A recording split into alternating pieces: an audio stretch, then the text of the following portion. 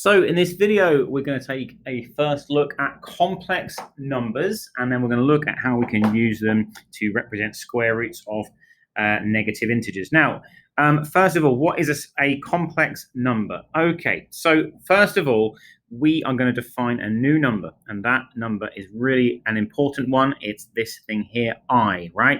And we are going to start off, this is the beginning of all complex number work, and say that I is the square root of -1, right? Okay, because before now, you've been unable to do that. Think about what a square root means. We're asking here what number multiplies by itself to make -1. And in our conventional thinking about this, in terms of numbers on that number line, there isn't an answer to that question. Well, we're going to make up an answer. The answer is I. So with that in mind, a complex number then is defined to be a plus bi, where these numbers, a and b, are regular numbers. They appear on the number line. They're real, okay? So, but it's just that they have this part, which is kind of known as the imaginary component, right? Okay, it has this I in it, right, which is the square root of -1. Now, this is all very complicated. We're not going to worry about that too much in this video. Let's just start to look at how this I could be useful in a couple of examples, right? So let's take a look here then. And we've got some other numbers that are square rooted. They're all negative. Again, for each one of these, we had no way of working that out, but we can write them all now in terms of I.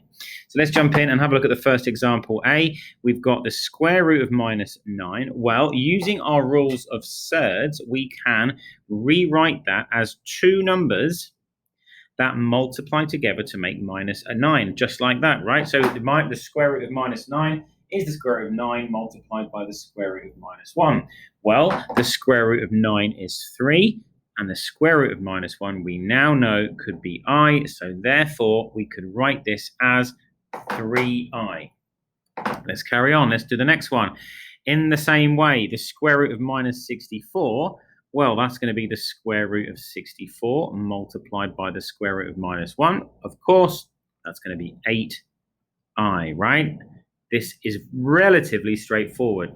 Let's take C. This looks a little more complicated. We can certainly say that this is the square root of 1/4 square root of -1, just like what you'd expect from the previous example. But we can go a step better than that, because the square root of 1/4 is the square root of 1 over the square root of 4, which is 1/2, right? So we could write that as 1/2 I. Carrying on to D. Again, we're going to just leave this as you would expect it to be left. Square root of 5, square root of -1, which we're just going to say is the square root of 5i, right? And then finally, let's take a quick look at E. Well, that, of course, is the square root of 8, square root of -1. The square root of 8, though, perhaps could be better written as the square root of 4, square root of 2. Yes, of course, we can write that I in there. And I've written that square root of 8 like that because, of course, I've broken it out into a square number. So I'm going to write it as 2 root 2i. So hopefully we've had a nice introduction to complex numbers here, and you've got a first look at how you can use them by square rooting negative numbers.